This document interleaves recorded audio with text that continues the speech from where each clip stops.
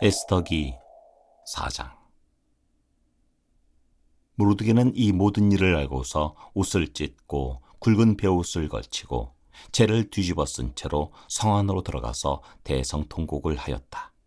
그런데 굵은 베옷을 입고서는 어느 누구도 대궐문 안으로 들어갈 수 없었으므로 그는 대궐문 밖에 주저앉았다.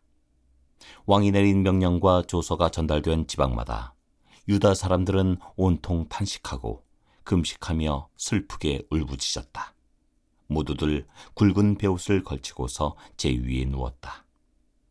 에스더의 시녀들과 내시들이 에스더에게 가서 모르드게가 당한 일을 말하니 왕후는 크게 충격을 받았다. 에스더가 모르드게에게 옷을 보내며 굵은 베옷을 벗고 평상복으로 갈아입기를 권하였지만 모르드게는 듣지 않았다. 에스더는 왕이 자기를 보살피라고 보내준 궁전 내시 가운데서 하닥을 불러서 무엇 때문에 모르드게가 괴로워하는지 왜 그러는지 알아보라고 하였다. 하닥은 대궐문 앞 도성 광장에 있는 모르드게에게로 갔다. 모르드게는 자기에게 일어난 일을 처음부터 끝까지 하닥에게 모두 이야기하였다. 하만은 유다 사람을 모조리 없애려고 왕의 금고출납을 맡은 관리들에게 주어 입금하겠다고 약속한 돈의 정확한 액수까지 밝혔다. 모르드게는 수산성에 선포된 유다 사람을 전멸시키라는 칙령의 사본을 하닥에게 건네주면서 에스더에게 그것을 보이고 설명하여 드리라고 하였다. 또한 모르드게는 에스더가 직접 어전에 나아가서 왕에게 자비를 구하고 최선을 다하여 자기 결혜를 살려달라고 탄원하도록 하닥을 시켜서 부탁하였다. 하닥은 돌아가서 모르드게에게 들은 이야기를 에스더에게 전하였다. 에스더는 다시 하닥을 보내서 모르드게에게 이렇게 전하라고 하였다. 임금님이 부르시지 않는데 안뜰로 들어가서 왕에게 다가가는 자는 남자든지 여자든지 모두 사형으로 다스리도록 되어 있습니다. 이러한 법은 모든 신하들과 왕이 다스리는 모든 지방 백성들이 다 알고 있습니다. 다만 임금님이 금으로 만든 규를 내밀어서 목숨을 살려주실 수는 있습니다.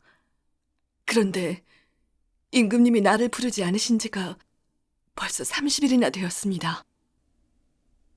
하닥 일행이 에스더의 말을 그대로 모르드게에게 전하니 모르드게는 그들을 시켜서 에스더에게 다음과 같이 전하라고 하였다. 왕후께서는 궁궐에 계시다고 하여 모든 유다 사람이 겪는 재난을 피할 수 있다고 생각하십니까? 이런 때 왕후께서 입을 다물고 계시면 유다 사람들은 다른 곳에서라도 도움을 얻어서 마침내는 구원을 받고 살아날 것이지만 왕후와 왕후의 집안은 멸망할 것입니다. 왕후께서 이처럼 왕후의 자리에 오르신 것이 바로 이런 일 때문인지를 누가 압니까? 에스더는 다시 그들을 시켜서 모르드게에게 이렇게 전하라고 하였다. 어서 수산에 있는 유다 사람들을 한 곳에 모으시고 나를 위하여 금식하게 하십시오. 사흘 동안은 밤낮 먹지도 마시지도 말게 하십시오. 나와 내 시녀들도 그렇게 금식하겠습니다. 그렇게 하고 난 다음에는 법을 어기고서라도 내가 임금님께 나아가겠습니다. 그러다가 죽으면 죽으렵니다. 모르드게는 나가서 에스더가 일러준 대로 하였다. 에스더기 5장.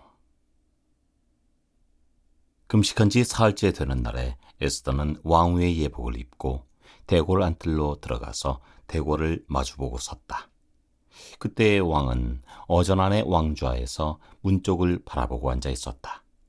왕이 에스더 왕후가 뜰에 서 있는 것을 사랑스러운 마음으로 바라보고 쥐고 있던 금귀를 에스더에게 내밀자 에스더가 가까이 다가가서 그 귀의 끝에 손을 대었다. 왕이 그에게 말을 건네었다. 웬일이요, 에스더 왕후. 무슨 소총이라도 있어. 당신에게라면 나라의 절반이라도 떼어주겠소.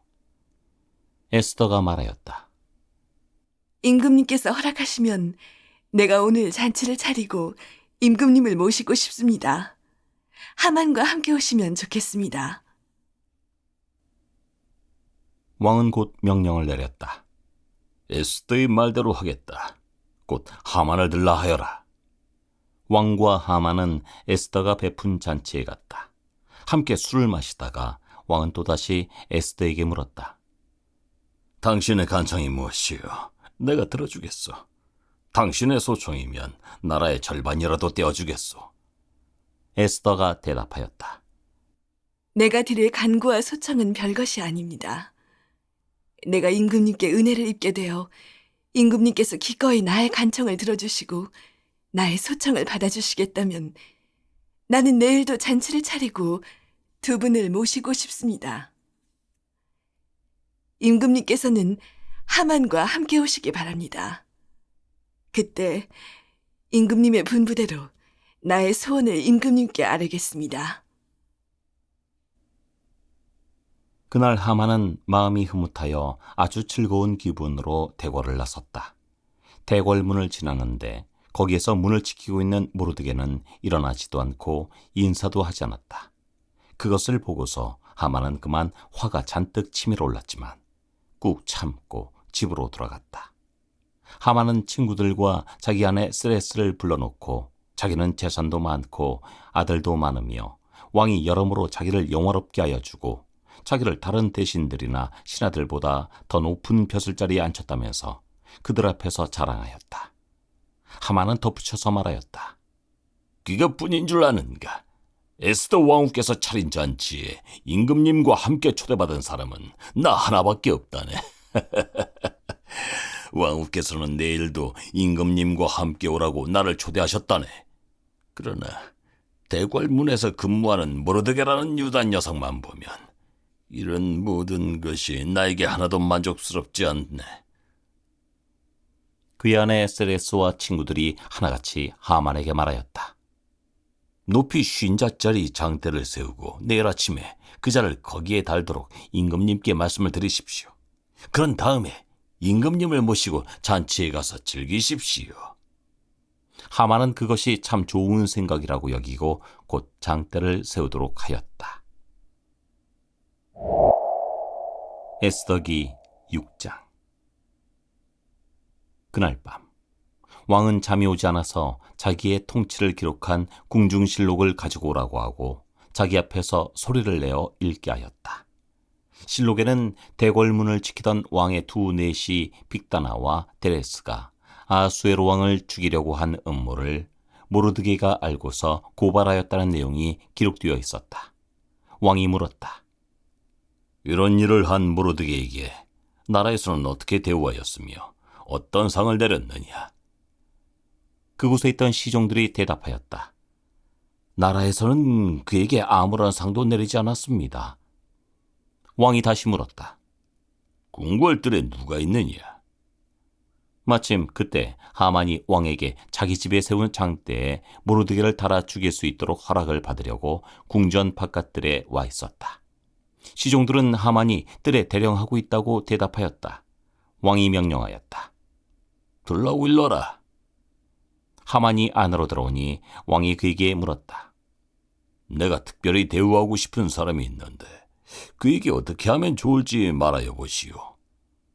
하만은 왕이 특별히 대우하고 싶은 사람이라면 자기 말고 또 누가 있으리야 싶어서 왕에게 이렇게 건의하였다. 임금님께서 높이고 싶은 사람이 있으시면 먼저 임금님께서 입으시는 옷과 임금님께서 타시는 말을 내어오게 하시고 그 말의 머리를 관으로 꾸미게 하신 뒤에 그 옷과 말을 왕의 대신 가운데 가장 높은 이의 손에 맡기셔서 임금님께서 높이시려는 그 사람에게 그 옷을 입히시고 그 사람을 말에 태워서 성안 거리에 지나가게 하시는 것이 좋겠습니다.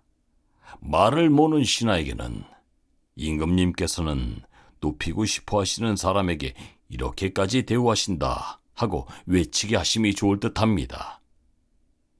왕이 하만에게 명령하였다. 곧 그대로 하시오.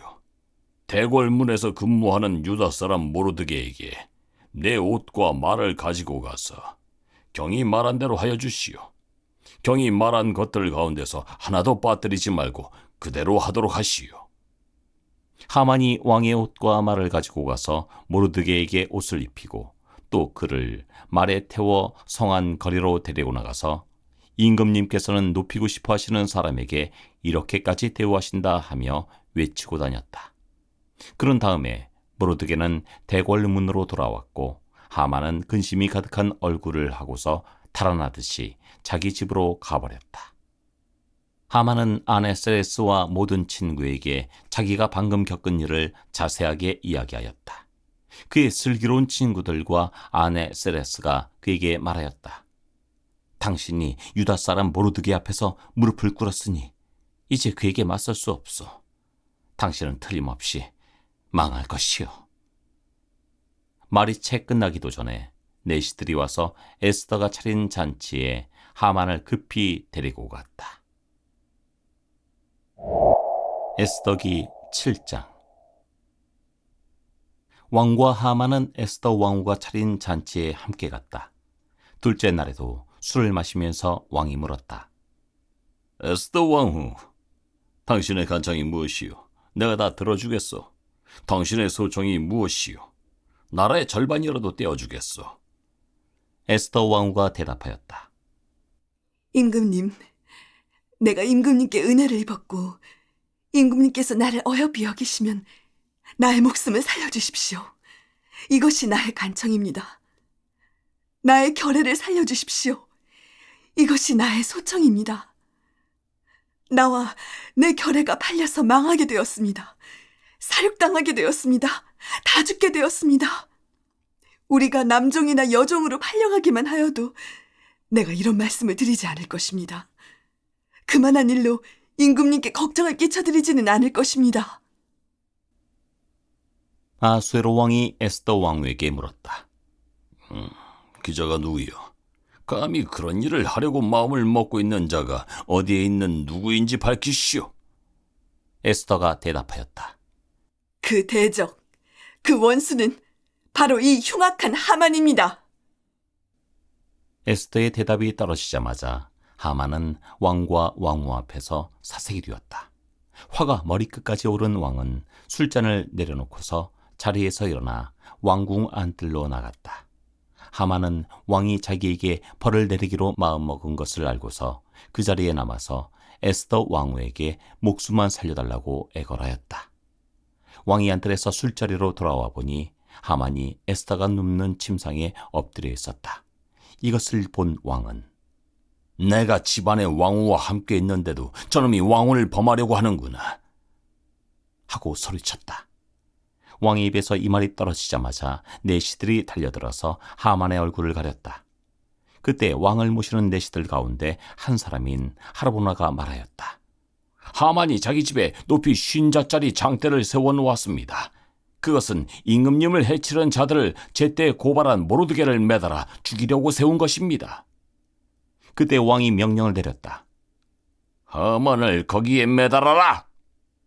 사람들은 하만이 모르드게를 매달려고 세운 바로 그 장대에 하만을 매달았다. 그런 다음에야 비로소 왕의 분노가 가라앉았다.